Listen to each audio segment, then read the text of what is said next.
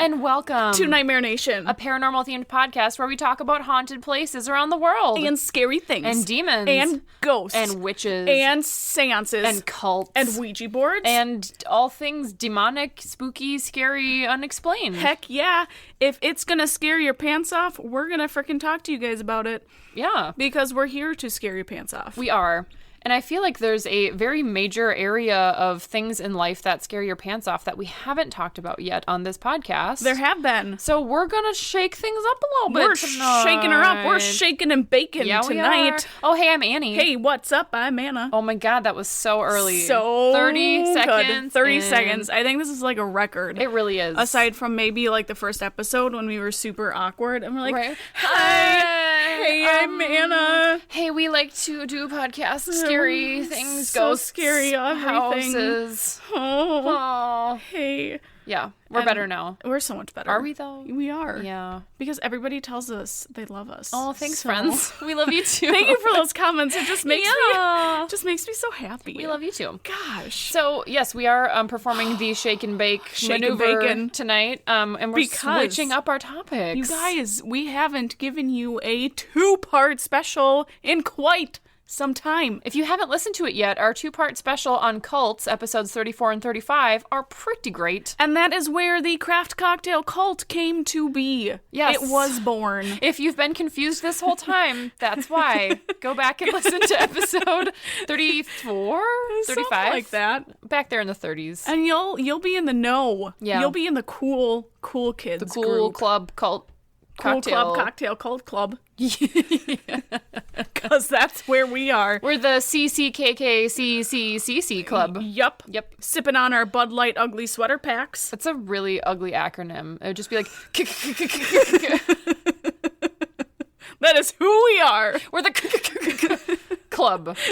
And yes, we're back to ugly sweater... Deliciousness. Bud Lights, because Anna still has a pack of them. Still have them. And they're equally as gross as they were last time. Yep. So it's perfect. That's what we're sipping tonight. Sipping on the cranberry. Delicious. I have freaking peppermint patty. Quite disgusting. Not as bad as ginger snap, but... Ginger snap is the worst. That was pretty gross. We're just going to have to like shotgun one of those. Oh, God. I'm never shotgunning anything carbonated again. Terrible. It's just the worst. Mm-hmm. Ooh, okay. You guys. So, we're changing it up tonight. Ooh, our special. Yep. I'm so excited. We're delving into the world of true crime. True crime. And possibly the most fascinating application of true crime ever. I just wanted to keep reading and reading and reading and reading and reading. I literally got through one article, and that's where I got all of my notes from. You see where... Because we, like, decided what we were going to do for these episodes, and Anna was like, okay, great. And then, like, that same day over lunch, I emailed my finished notes to our email account, and Anna's like, holy shit, you're done already. I'm like, I cranked this bitch out over lunch because I could not stop once I started. But she arrived at my house today, and I was still finishing up notes after doing notes for, like, 3 days straight. There's a lot of information. So much information. On these topics. But they're the best topics. And the topic is... Serial killers! So fascinating. I'm so freaking pumped. So this is me and Anna's like pipe dream too, because aside from paranormal and scary things, which I would argue that serial killers are possibly the scariest thing of all time. They really are. And it's also like tying back to our love of psychology, as we both studied psychology in college, and just how the mind works, and just getting inside the brain of someone who does multiple violent crimes and like is able to justify it with themselves is just fascinating. It's so fascinating. To the 100th degree. Yes. And when I was reading through some of the stuff that my serial killer did and how he just maintained like this demeanor is... it's unreal. Yes. It's unreal. Yes. They're like, these are not fictional stories. No. This is a real person. They can't comprehend... Like, they don't have the capacity to experience, like, human emotion. No, and they're empathy. Completely devoid of, like, empathy. And also, like, have clearly, like, no ability to associate their actions with, like, something negative. And they're just completely removed from the idea of, like, moral, like, good and evil. It's just like, well, I'm doing this because it feels good for me. Like, and that's all the further the thought process can go. Yep. Like, I did it because I wanted to. what's wrong with that? And that's like literally as What complicated as it gets. And Yes. it's just so fascinating to look at people who are just like lacking this basic human like thought process. And it's just fascinating. And that's why I really like Mindhunter, because It's in that so show, it's how the behavioral analysis unit started at the FBI, and my serial killer helped in I their... know who you're doing. I'm sure you do. Helped in their process of understanding who serial killers are, what they do, what makes them want to do what they do, and what is their methodology behind these killings. And a lot of them have like specific rituals that they do with each of their killings. And they're not just doing it like for the fun of it most of the time. Like they do it to either like make them feel good or to feel empowered and Dominate. Yes. Like, yeah. And what I think people don't realize, and what I love, again, about Mindhunters, which we've talked about at least 7 different times Yes. on this show, and I'm still pissed they're not going to renew it for season 3. But, like, what's fascinating is before that unit was created, they didn't understand how someone could commit a crime without a motive. And that's what always, like, ended up in some of these cases just going cold, because the cops needed, like, 3 things. They needed evidence, and they needed like a connection to the victim, and they needed like a motive. Yep. And if there was no motive involved or no connection to the victim, there's like, how do we solve this crime? How do we possibly start to narrow down a suspect, because we have no motive involved whatsoever. Right. And they just didn't know what to do. And the idea of someone killing someone for no like particular motive other than their own personal satisfaction was like a controversial idea. Like people thought that was insane. Yep. And so just watching the whole evolution of like just how cops and like how police and the FBI like started thinking about these crimes and thinking about them differently, and how radical it was at the time to think like there might be someone who kills multiple people, not because he was pissed off at his ex-girlfriend, but because he just wanted to. Yep. It's just so cool. It's ridiculous. It's the best. So I definitely know who you're going to talk about. are you sure? I'm pretty sure. I don't know. Does his name start with an E? E? Yeah. No. What? I told you what it started with. I forgot what you said. All right, so she doesn't know Well, who it is. I was thinking it was Ed Kemper. Nope. Okay. I don't know that I've heard him. He's the main guy. In season 1. Yeah, Yep. yeah, that weird big guy. Super tall, Yeah. glasses and mustache, Yep. who liked to, we won't go there. No. But yeah, by the way, this is going to be your content warning officially for both of these Yes. episodes, because It's going to get graphic. we're doing a 2-parter. Anna's going to cover one, I'm going to cover another, and it's not pleasant and it's very not. upsetting. So if this is going to be triggering to you in any way, please skip ahead 2 episodes till we get back to paranormal things. So with that, take her away. So, Theodore Robert Cowell, What? Who is this person? which is also known as Theodore Robert Bundy. Oh, it's freaking Ted Bundy. Okay. It is Ted Bundy, I was my like, friends. Cowell. Who the fuck is I Theodore know. Cowell? I read that too. So my source is Wikipedia, and then also the one movie on Netflix, Evil, Shockingly Vile. Shockingly Evil, Yep. something exceedingly vile. Yep, And that one. with freaking Zac Efron. He looks exactly Yeah. like Ted Bundy. Well, that's what's so creepy is like he was this good-looking, very suave. Yes. Like that's how it is with so many of these killers. They blend right in. They're hiding in plain sight because they know how to go through the motions, and they're the good-looking, nice guy that like all the girls want to date. So no one ever thinks it's like they think it's the creepy dude who like sits in the corner and like giggles to himself. They're not picturing like the sexy, like smooth guy. I know, Yep. it's bizarre. And then also, I took some snippets from what I watched. They have the Ted Bundy tapes. Yes. I do believe on Netflix, too. I started watching that and I had a hard time because, and this was what they should have done. They spent a lot of time talking about the victims and showing pictures of them and talking about their family and who they were. And that is absolutely what you need to do. We need to, like, I think I want to just, before we get into this, say that we're not in any way, like, glorifying what these people absolutely did. not. And the victims are absolutely, like, the most important part of these stories. But I just really had a really hard time watching that because it was so emotional, and I was so upset, like, looking at these pictures of these sweet young girls who had their whole lives ahead of them. Yep.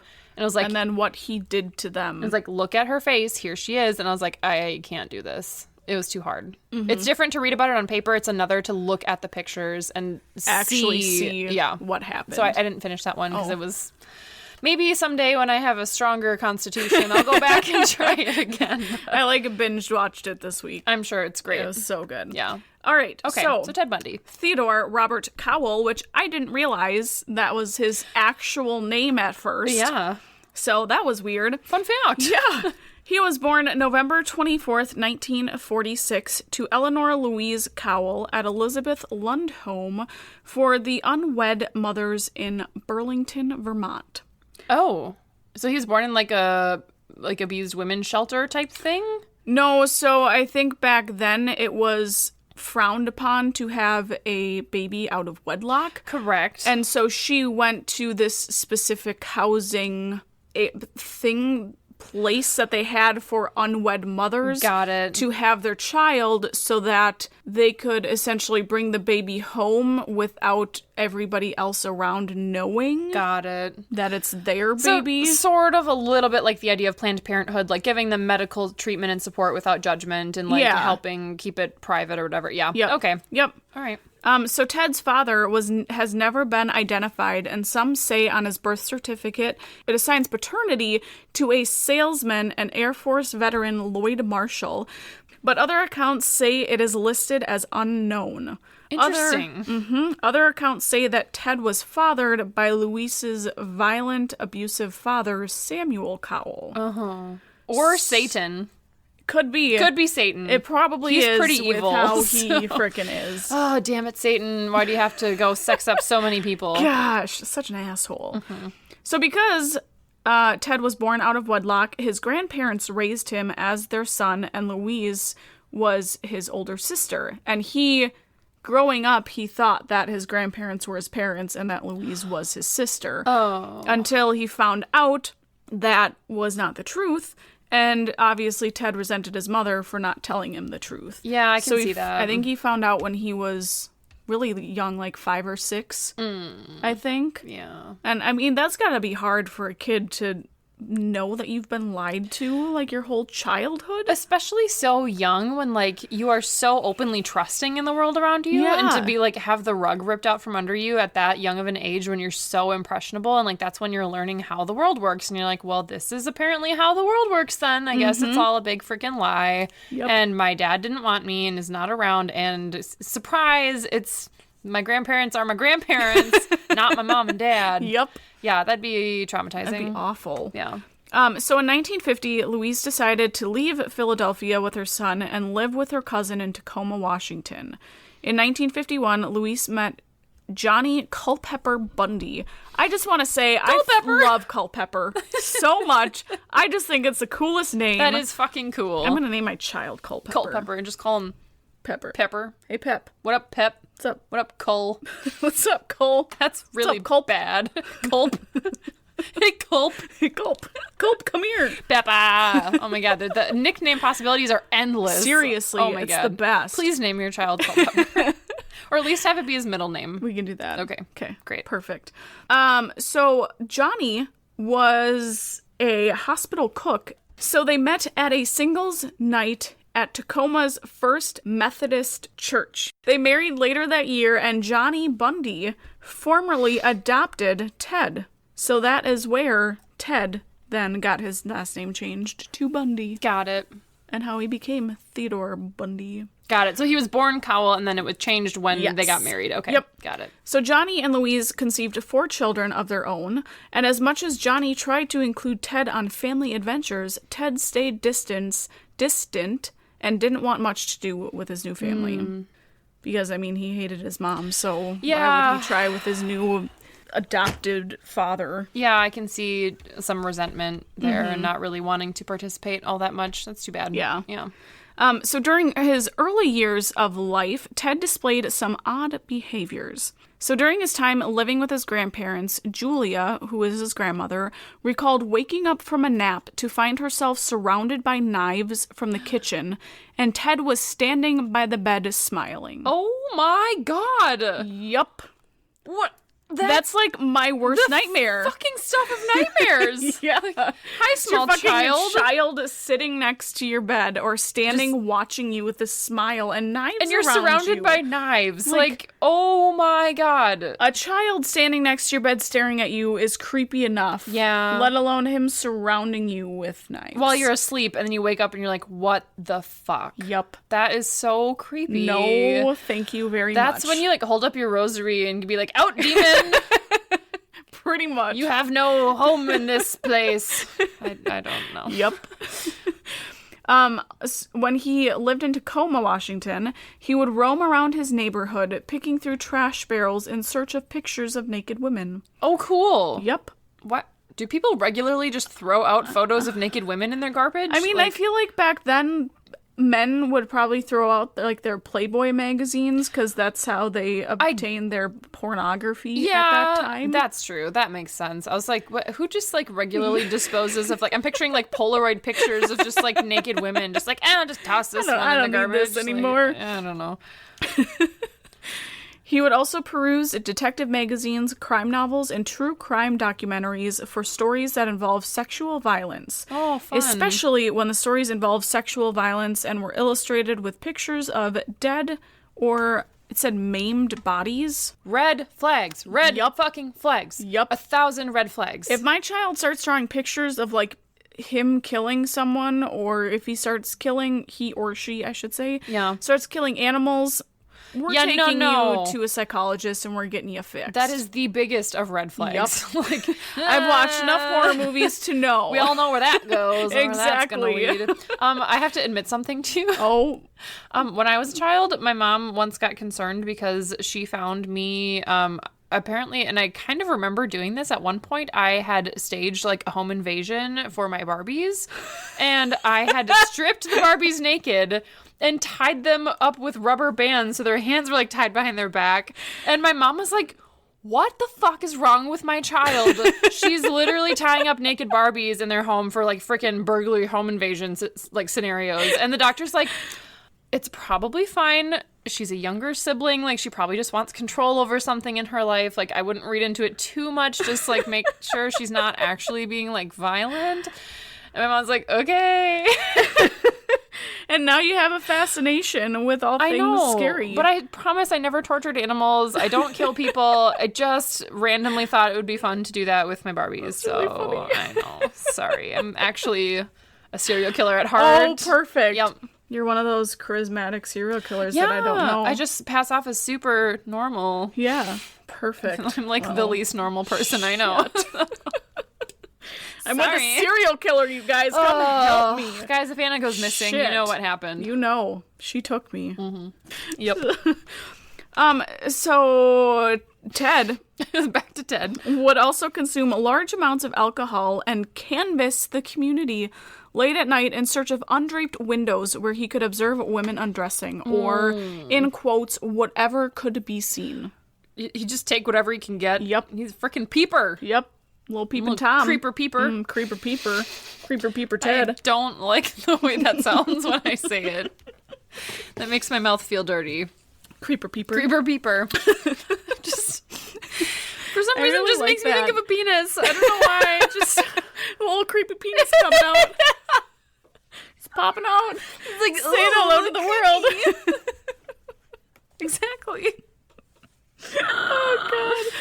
I just got a really weird image. I know, me too. Oh shit. You're welcome for that. Alrighty. Ted also did not have much of a social life. When talking to one of his biographers, so later on, after he committed all these crimes, he had biographers and was talking to the people at behavioral analysis. He had just a bunch of people he was talking to. He told them that he chose to be alone as an adolescent because he was unable to understand interpersonal relationships. He claimed he had no natural sense of how to develop friendships. He said in quotes, "I didn't know what made people want to be friends." End quote. Even though people who went to high school with him said that Bundy was well-liked and well-known. Mm-hmm. Yeah, it's again, it's just that complete and total disconnect from like human emotion where you know enough about watching everyone around you that you can mimic the behavior that you should be displaying to fit in, but you still don't understand why it's happening. Yep. It's just like I can't imagine what that would feel like to just walk around feeling like an alien in human society. And just I don't know. I couldn't do it. During his high school years, he was arrested at least twice on suspicion of burglary and auto theft. But when he was 18, it was taken off of his record. Then in 1965, Bundy attended the University of Puget Sound for 1 year before transferring to the University of Washington to study Chinese. What, of all things? Right? Cool. I thought that was the strangest thing ever. You go, Ted. He became romantically involved with a woman by the name of Stephanie Brooks. And then about a year later, Stephanie ended their relationship due to Bundy's immaturity and lack of ambition. So Bundy traveled then east to be with family for a little bit and then made his way back to Washington in the fall of 1969 when he met Elizabeth Klopfer, who worked as a secretary at the University of Wisconsin School of Washington. Jesus Christ. You really want to go to Wisconsin. I really want to go to Wisconsin. I heard you almost do that the first time. You're like, University of Washington. The University of Washington School of Medicine. You just want cheese curds. I really do. I mean, cheese curds are the fucking best. God, I haven't had cheese curds in so long. We have cheese curd batter. Do you? We don't have cheese curds. Well, that can be rectified. Yeah, we have we got it from the candy store. Dude, it's real good. Late night snack. So we can go get some cheese curds. I'll buy some cheese curds. We can get the boys to get some cheese curds. Oh my God, yeah, because I need to go out and get... Yeah. Alrighty. In the mid-70s, Bundy, with a new focus and goal-oriented mind, re-enrolled at UW and was a psychology major. Oh, shit. I heard about that when I was watching the Ted Bundy tapes. Oh, shit. And I was like, are you freaking kidding me? He got a goddamn degree in psychology, and he's a fucking serial killer. Yeah, so he can, because he never understood how other people felt and thought and felt things and had emotions. So he probably studied it because he's like, this is completely foreign to me. And I want to know how it works. I just thought that was still like ass backwards. That is, and it's insanely fascinating. Yeah. God. Just how freaking ironic and ridiculous that is. Yep. But it also at the same time makes complete sense. Absolutely. Like, yep. Yeah. Because he's weirdo. So he was a psychology major where he became an honor student and was well regarded by his professors. During his time at the university, he worked at Seattle's Suicide Hotline Crisis Center. I was thinking about a different spot. There was one spot where it's very ironic. Two different places that works. Okay. But not this one. That is also kind of ironic, though. He's just, like, drawn to death. Like, from the beginning. Yep. He just wants to be around it. He wants to look at it, read about it, be a part of it. Like, it's just interesting. Just what it is. Yeah. I mean, we're interested in it, but we're not acting upon it. No. Not like that. Except for I may or may not be a serial killer. You know, who knows? Who knows? So working at the crisis center, that is where he met Anne Rule, who later wrote one of Bundy's biographies, The Stranger Beside Me. Rule did not see anything disturbing in Bundy's personality at the time and described him as kind, salacious, and empathetic. Which he's not faker. An empath. He's a good faker. He's not a fucking empath. He can fake it. This is probably why he studied psychology, so he can know what to do and how to fit in. Yep. And he was good at it, obviously. Yep. And isn't she the girlfriend from the movie? No. The different one. What's her name? Is her name Elizabeth or something? There's Elizabeth, and then later on there's Carol. Okay. I was thinking of the wrong girl. Okay, I was thinking of the one from Shockingly Evil, Incredibly Vile, or whatever. That was Elizabeth. Okay. Liz. Yep. So he graduated in 1972 and got into politics, helping the governor with his re-election campaign. I don't know where the fuck that came in, but I'm like, okay, well, it is what it is. He eventually rekindled his relationship with Stephanie, and she marveled at how serious and successful he had become. Oh. She flew to Seattle many different times where they discussed marriage. But then in January 1974, Bundy ended things abruptly with Stephanie, explaining that he just wanted to prove to himself that he could have married her. Like, I could get someone to marry me if I wanted to? Yep. Dude, fuck off. An asshole. Oh my Right? It's like freaking How to Lose a Guy in 10 Days. Where he's like, I can make any woman fall in love with me, except for a lot worse. Oh my God. Yep. But during his relationship with Stephanie, he also maintained a relationship with Elizabeth. He was a fucking player. Yeah, well, he's attractive, charismatic. Yep. All right. So we are getting into the gruesome part of what he did. Let's get some blood and guts and gore. Here we go. So this is the first 2 series of murders, which happened in Washington and Oregon. But no one truly knows when or where Bundy began killing women, because he only disclosed a certain amount, but it's a possibility that he started killing earlier in his life than when missing women started to pop up. So no one really knows the truth. Yeah, I always wonder about that with these like serial killers, because what we know from looking at case after case after case is it typically starts smaller and then escalates. Yep. So you wonder like how many like random one-off crimes that maybe were like not seemingly connected to anything else because they were like at the very early part of a serial killer's like quote career, and they never admit to it, and so like and it's just an unsolved case, and you're like, I wonder if that was them. Yep. Because we all know it starts somewhere, and it's like, it seems... It doesn't just start with one bloody, like random spree hot mess. Yeah, right. Like, they're going to start experimenting with, like, smaller scale crime first. And at least that's the general pattern for serial killers, is it starts small and then escalates. Yep. So, that's interesting. So... His first attempted kidnapping occurred in 1969 in Ocean City, New Jersey, but he did not kill anyone until sometime in 1971 in Seattle. He told psychologist Art Norman that he killed 2 women in Atlantic City in 1969 while visiting family in Philly, but I don't know that there's any record of who it was or if he actually did it. Got it. He seems like he's probably the kind of guy who would just like say random shit to like not keep his story straight. Yep. Yeah. Yep. Bundy had hinted but did not elaborate to homicide detectives about 2 murders that happened in Seattle in 1972 and another in 1973 that involved a hitchhiker near Tumwater. Tumwater. So Rule and Keppel, who were the 2 detectives who worked the Bundy case, believed that he may have started killing as a teenager. Circumstantial evidence suggests that he may have abducted and killed Ann Burr, an 8-year-old from Tacoma, when he was 14, even though he denied the allegations. Yeah, I mean, I don't doubt it. Like, I guarantee that first crime that he got pinned for is not the first one he ever committed. Oh, I'm sure. Yeah, like, there's no way. Yeah. Multiple, I'm sure. So his early documented homicides were committed in 1974 when he was 27. He had admitted by this time that he had mastered his skill and knew how to leave minimal incriminating forensic evidence at the crime scenes. Cool. You go, buddy. Shortly after Bundy's abrupt breakup with Stephanie on January 4th, 1974, Bundy entered the apartment of 18-year-old Karen Sparks and bludgeoned her to death with a metal rod from her bed frame, then sexually assaulted her with either the same rod or a metal speculum, causing extensive internal injuries. She remained unconscious for 10 days, but survived with permanent physical and mental disabilities. She survived? Mm-hmm. Oh my God. After reading that, I was like, how traumatizing. I hope she was fucking unconscious for the whole thing. Like, I can't. Oh my God. Yep. That. It gets worse.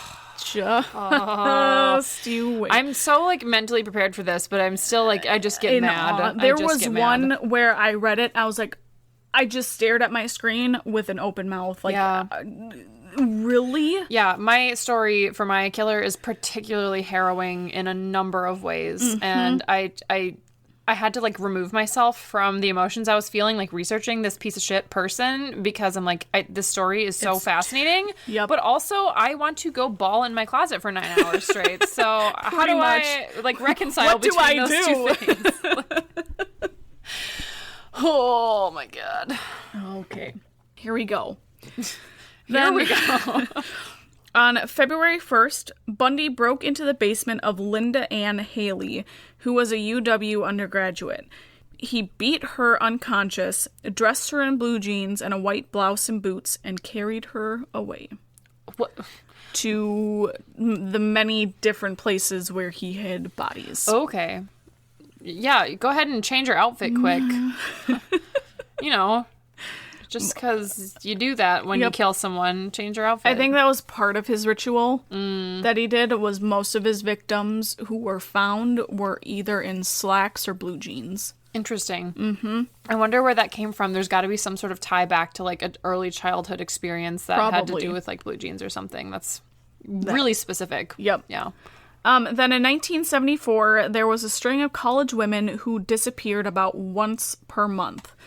So March 12th, Donna Mason, a 19-year-old in Olympia, who was going to attend a jazz concert. She left but never arrived to the jazz concert. April 12th, Susan Rancourt, who was in Ellensburg, she disappeared on her way to her dorm room after an evening advisor meeting. 2 female students came forward after Susan's disappearance to report 3 nights earlier from her disappearance that a man was wearing an arm sling asking for help carrying a load of books to his brown beetle.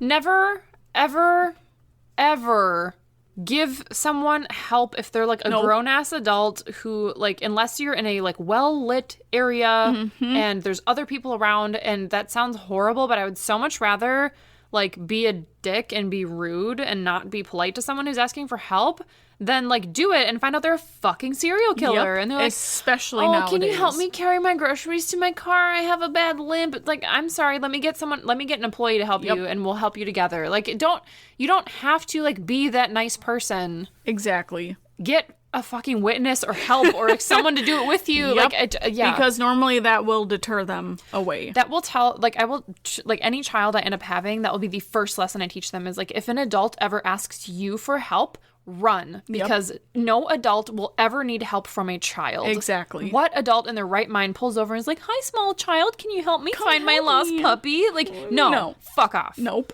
Go Don't away. Do it. Nope. Okay. May 6th. Roberta Parks left her dorm room to go have coffee with friends, but she never arrived. June 1st, Brenda Ball, 22, left the Flame Tavern in Burren, and was never seen again. The night she disappeared, she was seen talking to a brown-haired man with his arm in a sling in the parking lot. He's playing the, like, wounded baby bird card. Yep. Don't fall for it, ladies. What he did the whole time. So then, June 11th, Georgianne Hawkins was walking down a brightly lit alley between her boyfriend's dorm and her sorority house when she vanished.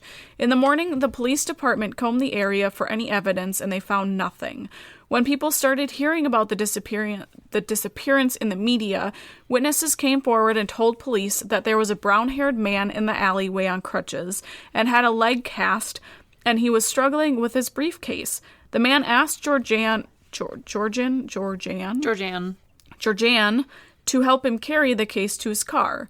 Years later, Bundy told Keppel, who's one of the detectives, that he lured Georgianne to his car, where he hit her with a crowbar that he had placed beside his vehicle earlier on. It's a fucking lie. Premeditated. It's a freaking staged effort to prey on the fact that women tend to be empathetic and helpful and want to be nice to other people and can be taken advantage of that way. And it's so disgusting. Yep.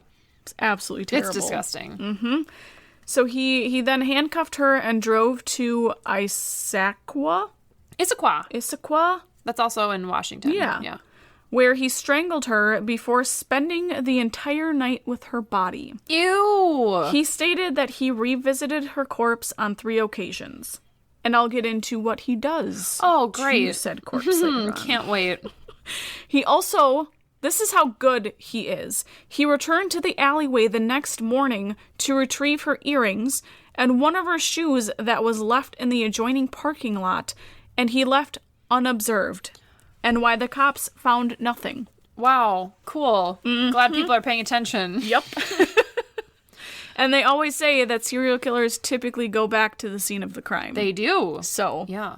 So all those people crowding around the, like, do not cross police lines shit, take a picture of every single one of them. I guarantee you one of them's involved somehow. Exactly. Because they want to see what's happening and what's going on. Because they're dickholes.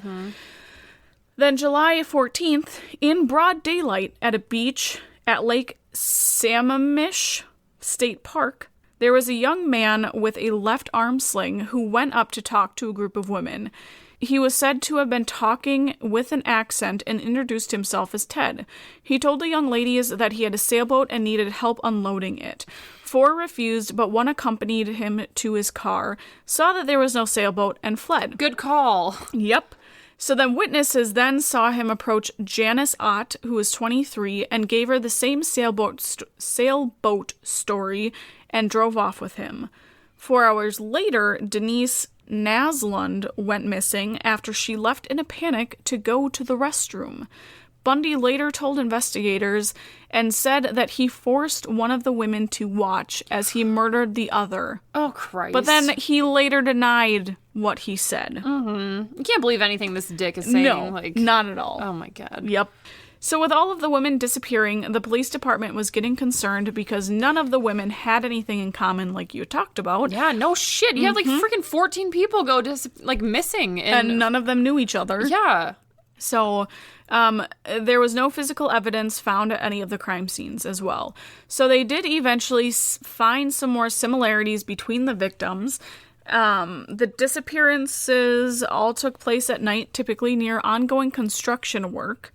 Within a week of midterm or finals, all of the victims were wearing slacks or blue jeans. Oh, yep. Creepy. Why the slacks and blue jeans? And at most of the crime scenes, there were sightings of a man wearing a castor sling and driving a brown or tan Volkswagen Beetle. Ironically, during the time of these women disappearing, Bundy first worked as the assistant director of the Seattle Crime Prevention Advisory Commission. Oh, fuck off. Where he wrote a pamphlet for women on rape prevention. Yeah, I remember that detail. Yup. You fucking psychopath. Piece of shit. Yup.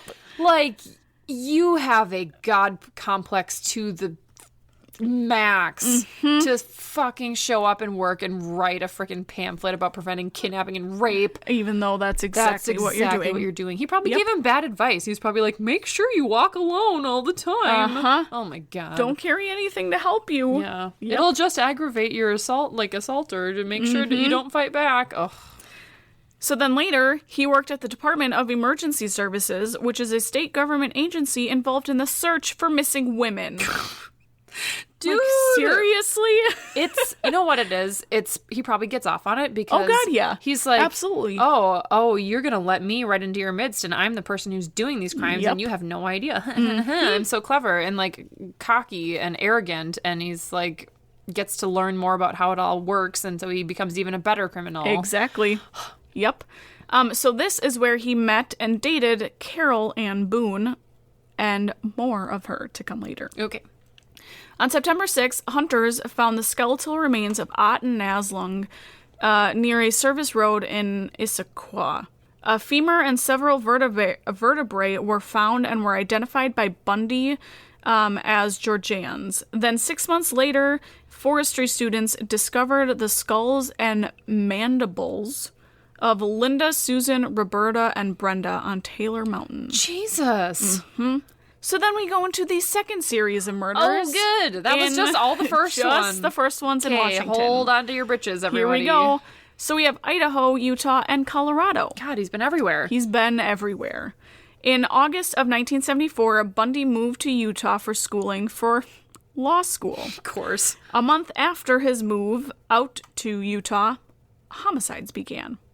September 2nd, he raped and strangled an unidentified hitchhiker in Idaho and either disposed of the body in the river or returned the next day to take pictures of the corpse. October 2nd, he kidnapped Nancy Wilcock, who was a 16-year-old, and her remains were buried near Capitol Reef National Park. October 18th, Melissa Ann Smith, 17, disappeared after leaving a pizza parlor. Her new body was found 9 days later in nearby mountains of Midville, Utah. Post-mortem exam indicated that she may have remained alive for up to 7 days following her disappearance. Oh, no. So, had they been up there 3 days earlier, she may have been found alive. Oh, how horrible. Seriously. Then October 31st, Laura Ann Amy, 17, disappeared after leaving a cafe after midnight. Her naked body was found on Thanksgiving in American Fork Canyon. Both Melissa and Laura were beaten, raped, sodomized, and strangled with nylon stockings.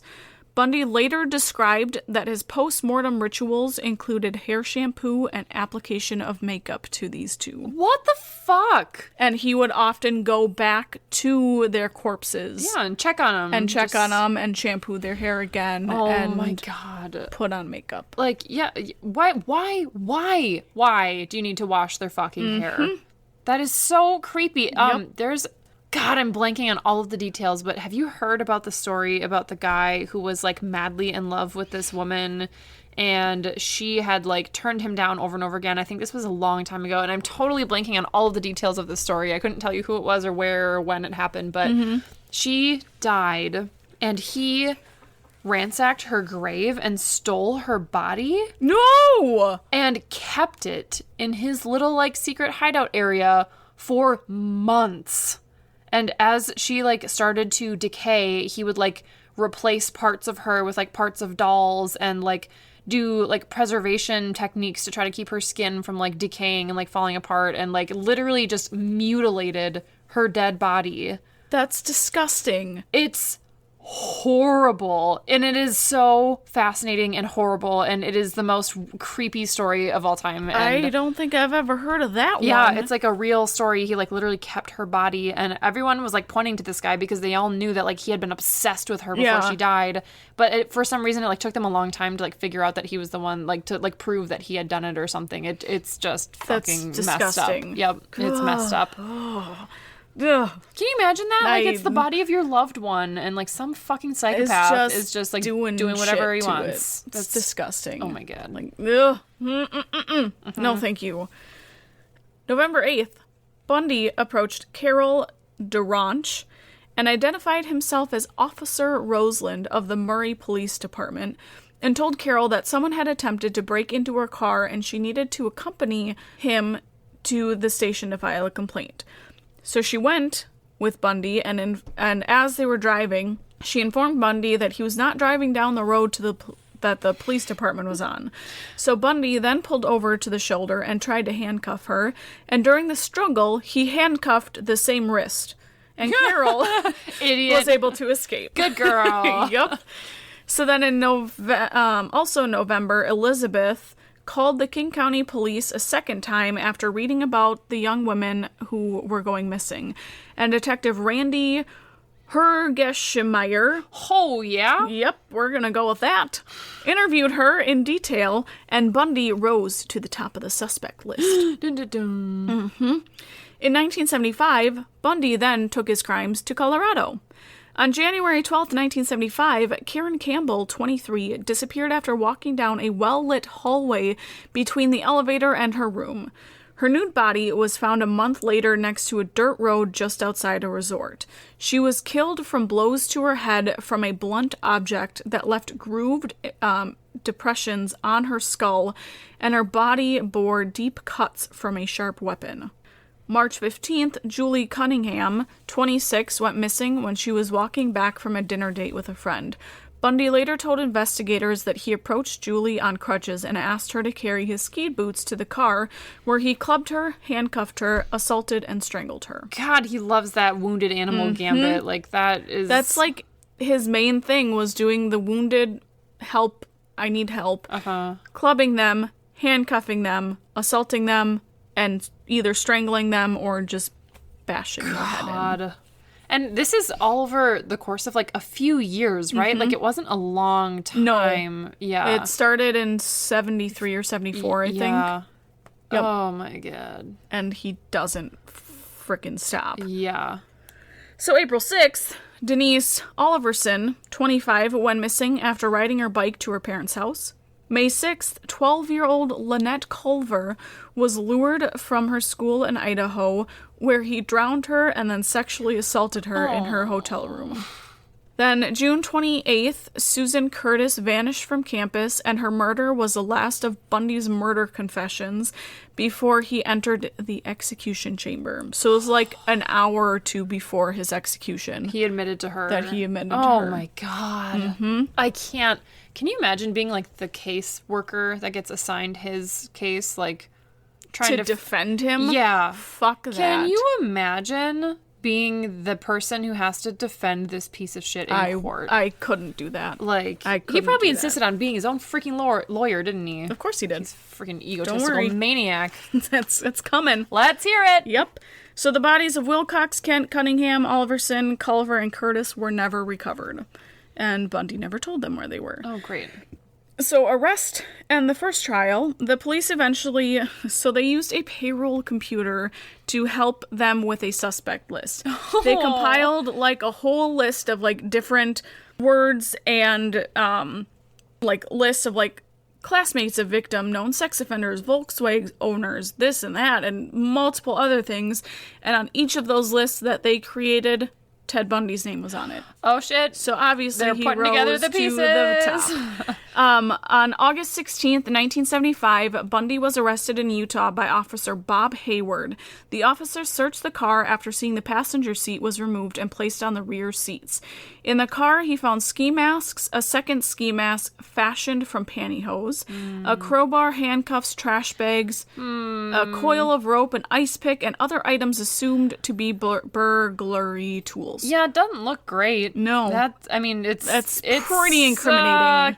Coincidental at this point, but it doesn't really help your case. No, not at all. So unfortunately, the police did not have enough evidence to hold him, so he was released. Bundy later told police that they had missed a hidden collection of Polaroid photos of his victims, which he destroyed after he was released. You fucking idiots. Yep. Oh my God. Yep. Ugh. He could have made that up, though. He could have, like, lied about that. I think he did take pictures, though. Probably. But I could also see him being like, haha, you missed this. Oh, absolutely. Just to be a dick. Yep. So after his release, he was placed on 24-hour watch. Elizabeth was interviewed again, and she told them about objects she discovered that she couldn't understand in their apartment. These items included crutches, a bag of plaster of Paris. I don't know what that is. Isn't that the stuff you use to make, like, paper mache? Maybe. I don't... He said that he stole it from a medical supply house. Or maybe what you used to make casts. Oh, probably because he's probably making casts for himself. Oh, that would make sense. Yeah. Okay. Yep. Okay. Got it. And a meat cleaver that was never used for cooking. Oh, great. Other objects included surgical gloves, an oriental knife in a wooden case, and a sack of women's clothing. Maybe that should be like a red flag right there. Like, let's just have a conversation about this eclectic mix of items that you have that don't seem to have any sort of normal day-to-day use. If I found that somewhere that Ben was holding, I'd be a little concerned. You would drive to our house and we would keep you safe. Yes. While we call the cops. Perfect. Yes. Let's see. She also said that she would wake up in the middle of the night to find Bundy under the covers with a flashlight examining her body. What?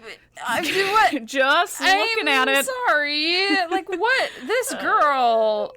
Fucking weird. I mean. Yep. She's got no words. I literally don't know what to say about that other than what the fuck. Yep. That's all we need to leave it at. What the fuck are you doing? Like, put the flashlight away. What are you doing? It's fucking weird. Quit looking at me like you want to carve my butt off. Like, yeah. So Bundy ended up selling his Beetle to a teenager when the FBI then impounded it.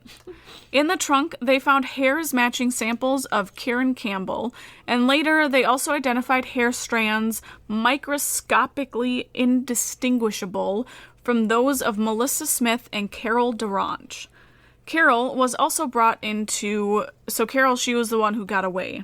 Oh, yeah, the one handcuff girl. Yes. Yeah. Yep. So Carol was brought into a lineup, and she immediately identified Bundy as Officer Roseland. From that, they had enough evidence to charge him with aggravated kidnapping and attempted criminal assault in the Durant case. And Bundy was freed on bail, paid for by his parents. Dude, his parents You kept his innocence. They didn't believe that he could have killed. Like, up until the moment he died, like, they just kept insisting? Uh-huh. Oh, I mean, I know you don't want to believe that about your child. Like, I can't imagine what that must feel like, but also there's a lot of evidence incriminating him. So, yeah. Mm-hmm. In February of 1976, Bundy stood trial for Carol's kidnapping, and he waived his rights to a jury due to the publicity surrounding the case. In June, the judge found Bundy guilty of kidnapping and assault and was sentenced to 15 years in the Utah State Prison. In October, he was found hiding in the bushes in the prison yard with an escape kit, including road maps, airline schedules, and social security card, and spent a long time after that in solitary confinement. Well, shit, yeah, I think so. I'm just picturing him, like, hiding, just hanging out, crouching like, in a bush, like, just waiting for the right time. Oh, my God. Yep. This little creepy peeper. Yep. Oh, God. Oh. So later that month, Colorado authorities charged him with Karen Campbell's murder. And during the preliminary hearings, Bundy decided to serve as his own attorney and was excused by the judge from wearing handcuffs or leg shackles. So during a recess, he asked to visit the courthouse law library to research his case. He was shielded from the guard's view and jumped from the second-story window. He spent 6 days walking in the mountains when Bundy decided to go back to Aspen, stole a car, where 2 police officers noticed his car weaving in and out of traffic and pulled him over and brought him back into custody. That's why he got caught? Because he was driving like a fool? Yes. Dude, he could like, for someone being so intelligent... That's really to be so stupid to get caught. He successfully escaped and was like, woohoo, I'm going to drive around like a lunatic. Yep. Oh, my God. He's dumb in some aspects of his crimes. Dumb. I mean, I'm glad he did. Yep. But holy shit. Yep. Dude. So that doesn't end. Okay. Bundy decided to assemble a new escape plan, even though other people told him to just lay low, as there hadn't been much evidence to convict him of the murders in Colorado. But he acquired a detailed floor plan of the jail and a hacksaw blade from other inmates, and accumulated $500 cash over a 6-month period from visitors, including Carol Boone. In the evenings, when the prisoners were showering, he sawed a hole about 1 square foot between the steel reinforcing bars in the ceiling, and he lost 35 pounds so he could fit through the hole. Oh my God. He made many practice attempts exploring the space to make sure he knew where he was going, and many people reported hearing movements in the ceiling to guards, but they never investigated That's it. so creepy. Right? You can hear fucking Ted Bundy crawling around in the ceiling tiles. Like, I think we have something larger than a rat crawling around in the ceiling. Should probably check it Should out. probably check it out, or at least go see if he's, like, in his cell. Exactly. Oh my God. Yep. So on December 30th, with most of the jail staff on Christmas break, Bundy piled books and files in his bed to make it look like he was sleeping, climbed into the crawl space, broke through the ceiling into the apartment of a chief jailer who was out with his wife for the night, changed into his street clothes, and walked out the front door. He stole a car and drove eastward, but the car broke down in the mountains. A passing motorist gave him a ride to Vail, 60 miles east, caught a bus to Denver, then boarded a flight the next morning to Chicago, and the guards didn't notice his escape for 17 hours. Wow. Yup. They should have been keeping an eye on this dude. He's right? like a flight If he already risk. made one successful escape, you should probably keep an eye on him. Yeah, or at least have, like, regular check-ins. Like, Yep. he got on a fucking plane. Oh, it gets better. How? No one would be able to do that today with all the freaking God, no. documentation and security and electronic shit. Like, there's no way. No. So from Chicago, Bundy traveled by air train. By train. By air not train? Air train. That Ooh, would be I want to ride an air train. He traveled by train to Ann Arbor, Michigan. 5 days later, he stole a car and drove to Atlanta, and then boarded a bus and arrived in Tallahassee, Florida on January 8th. He rented a room under the name Chris Hagen at a Holiday Inn right next to Florida State University.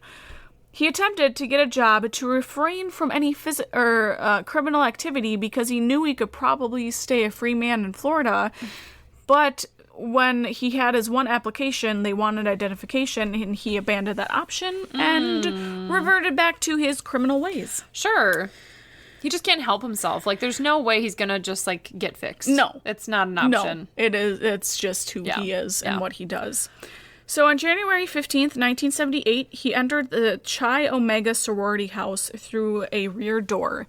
He bludgeoned Margaret Bowman, 21, with a piece of oak firewood as she slept. Then, I think strangled. Wikipedia gave me garroted. I'm assuming strangled. That's what I think. Yeah. Strangled her with a nylon stocking. He then entered the bedroom of 20-year-old Lisa Levy and beat her unconscious. This is the one. Oh, God. He beat her unconscious, strangled her, tore one of her nipples. Like off? I think so. Yeah. That's what I took it as. Yeah. I feel like I remember that. No. Bit deeply into her left butt and sexually assaulted her with a hair mist bottle. He then attacked Kathy Kleiner, breaking her jaw and deeply lacerating her shoulder. Karen Chandler, also another victim, suffered a concussion, broken jaw, loss of teeth, and crushed fingers. Both Kathy and Karen survived the incident, and they think that headlights had frightened the attacker and he left. Detectives said that these attacks took less than 15 minutes. Jesus Christ. Within earshot of more than 30 witnesses who heard nothing. He's fucking a ninja. Right? Like, oh my God. Like, to attack that many women in 15 minutes, to physically break their jaw, cause lacerations, sexually assault someone. And they would have had to been tried to been like screaming. Yes. Like, how did no one hear a thing? That is insane. Yep. So then, Bundy went 8 blocks that same night and attacked Cheryl Thomas, dislocating her shoulder and fracturing her jaw and skull in 5 places. Same night? Same night. He's on a freaking spree. Yep, he like doesn't care anymore. Yep. So she was left with permanent deafness and equilibrium damaged. On her bed, they found a semen stain and a pantyhose mask containing hairs similar to Bundy's in class and characteristic.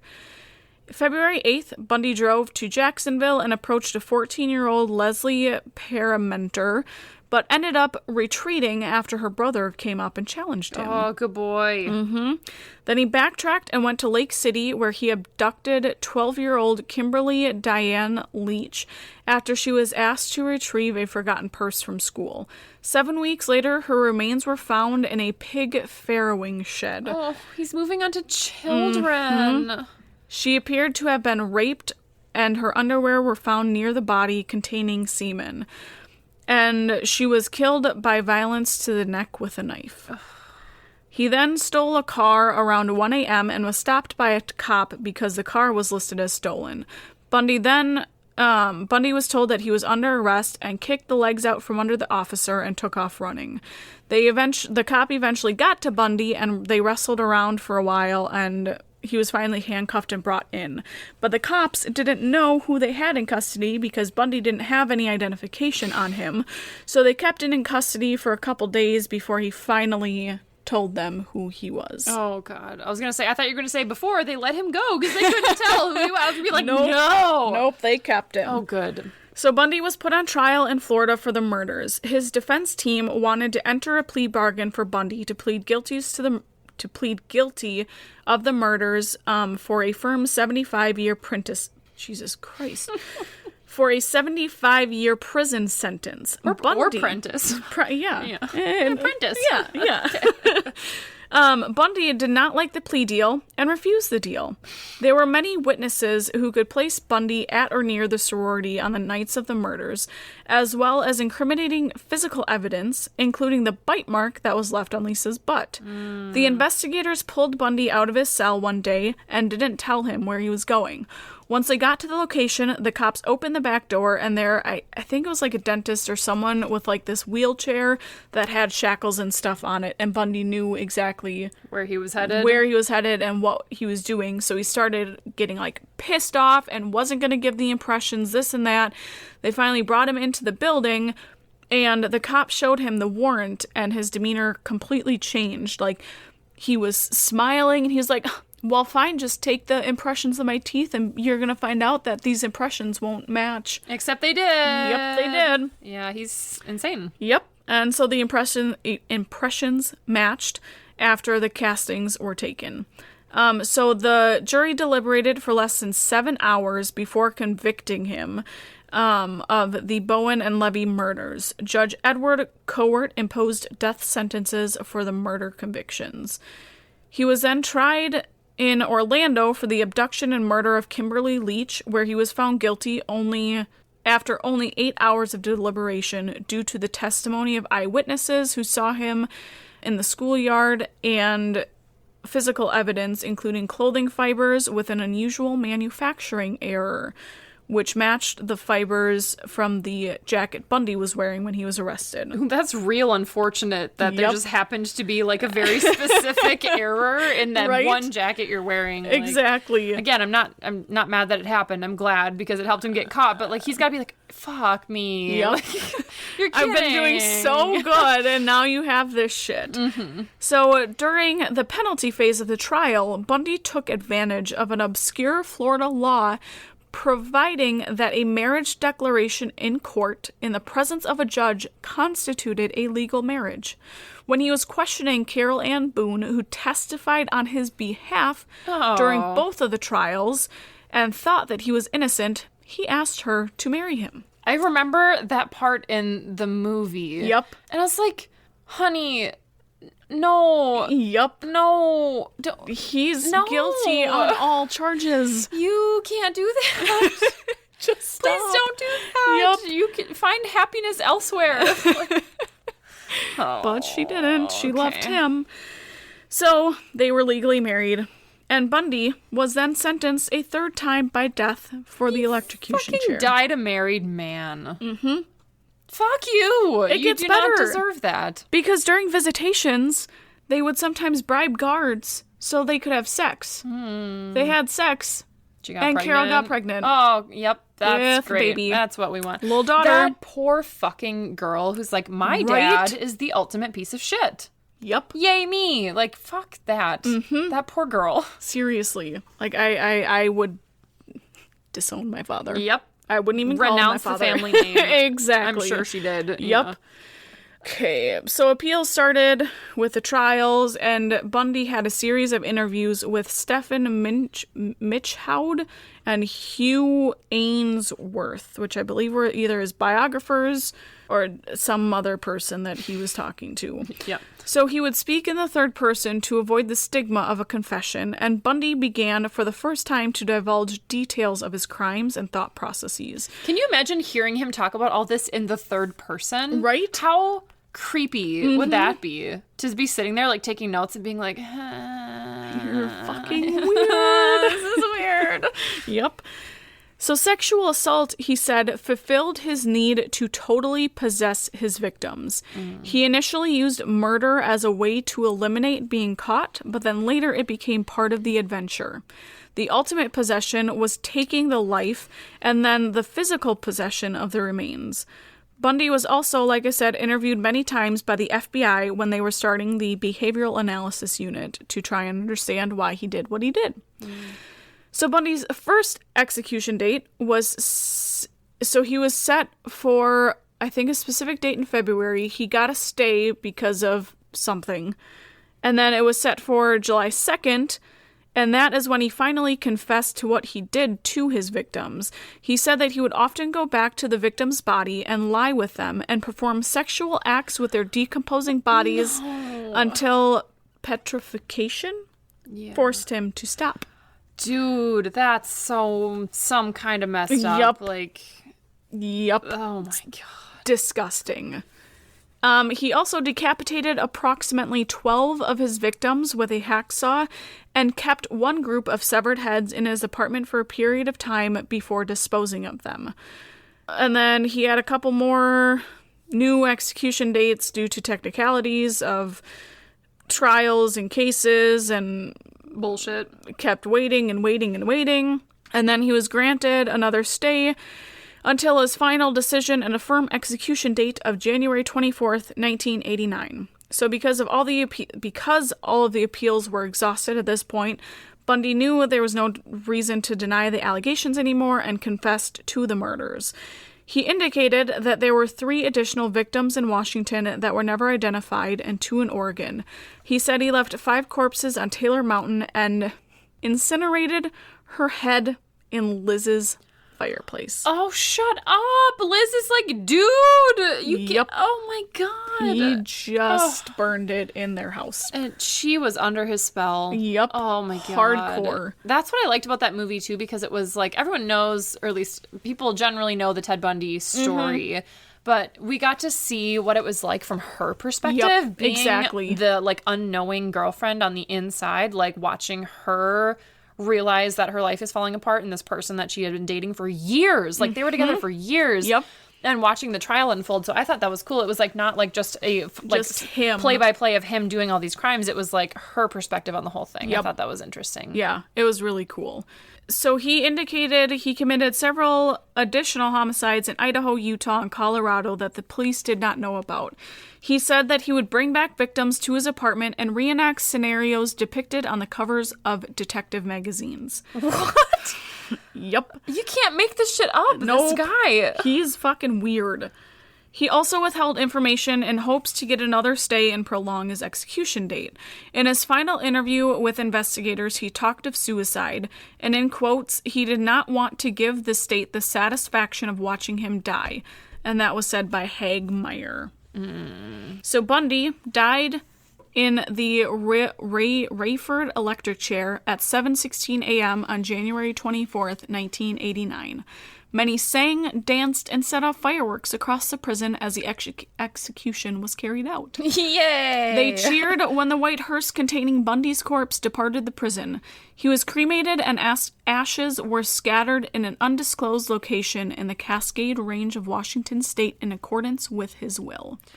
Yeah, that's probably a good call, because if he got buried somewhere, his grave would be so desecrated. Like, there's... Oh, God, you could not keep people away from his grave. Like, exactly. Yeah. So it's probably, yeah. Probably, well, I don't know. Is it a good thing? Probably not, because he got what he wanted after his death. Yeah. But I mean, I guess that's how due process works. Yeah. You gotta follow the legal will, I guess, even if you're a piece of shit. But. Yep.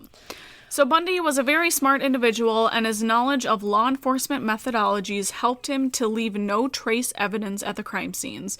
He was also able to change his appearance and looked different in each of the photos that were taken of him.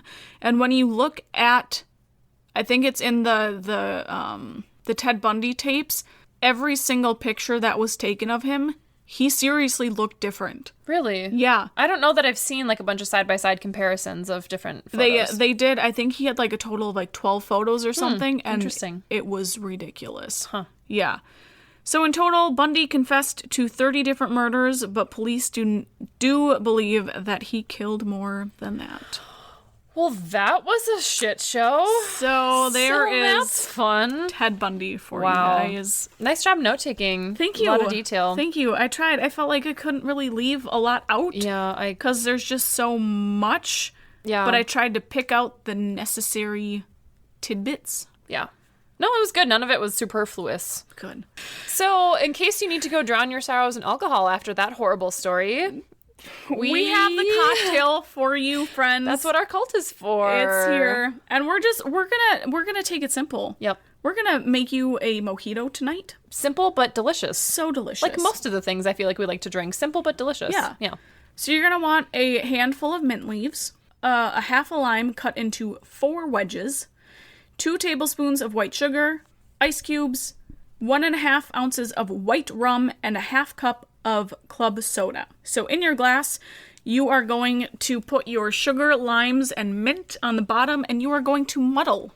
Which means to smash. To smash, yes. Ideally a muddler. If not, I don't know, use like the bottom of a fork or something. Yeah, or a spoon or the back of like a wooden spoon or something. Yeah, right. You're just going to muddle those flavors together to get them just incorporated and dancing and happy with each other. Jiving. Yeah. And a little jiving and clicking and hanging out. Popping and locking. Popping and locking. Shaking and baking. Yes. You're going to dump your 1.5 ounces of rum into your muddled mess you have on the bottom. Stir around a little bit. Add your ice cubes to your glass. Add your club soda. Swoosh her around. Add a little lime wheel. Bada bing, bada boom. A little wheel. Mojito. Delicious. That's all you gotta do. You don't even need a shaker. No. It's the best. Super easy. So good. Super delicious. We're gonna have one later. Yeah, we are. Yum. You can even put some strawberries in it if you want to. Muddle those in. Yeah. Some mango. Get fancy. Pineapple. Whatever you feel. I had a coconut mojito at dinner that one time. Oh, that was so good. It was delicious. So friends, Yes. please try this recipe. And while you try this recipe, let us know what you think about it. And tag us in your please tag beverage us. that you make. Yes. Because that's cool. Make sure to check us out on social media, too, if you want to see posts about episodes, cocktail recipes, general shenanigans that we like to post about. Check us out on the Facebook at Nightmare_Nation19 or the Instagram The at Insta. Nightmare.nation19. Or if you have, maybe you have a recipe or you have a scary story or you know a serial killer. Maybe you were birthed by a serial killer. Maybe you're Ted Bundy's lost child. Yeah. Who's probably changed her name. Poor Exactly. thing. Yeah. Let us know. Please tell Send us. us in an email at nightmarenation19@gmail.com. Did you almost say dot? I almost did, but it's not. My brain was listening for the dot, and when you didn't say it, I'm like, that's not right. I'm like, no, that is No, right. it's right. That's correct. It's right. Yeah, please talk to us, rate, review, subscribe. Let us know what you think of the podcast. All that Let fun us know if there's a story or place or location that's haunted that you would like to hear about that we haven't done yet. We love hearing from you guys. Yeah, we do. Let us know. In the meantime, Don't become a serial killer. please don't do that. Don't do it. Don't try to have a seance to contact a serial killer's spirit. Yeah. Oh, I like Yeah, that. time Yeah. in. You see what I did there? Don't do that. Don't do that. Don't do that, friends. Yep. Until next time. Okay, bye. Okay, bye.